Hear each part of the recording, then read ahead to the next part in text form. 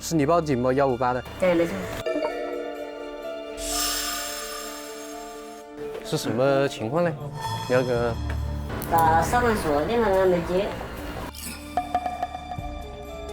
然后发现他偷偷行为呢，我先警告他。对，好像是我外面的4、5天了吧。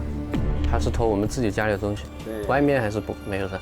外面暂时没发现，数量还大。还有一点，他是晚上的，就买一些这种情趣的这些东西了。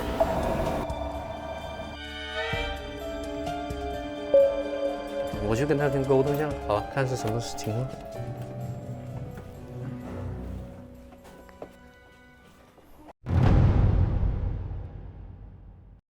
你是叫吗？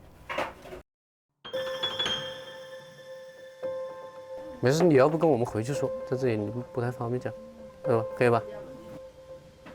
好，那你跟我们走，回去看一下大哥。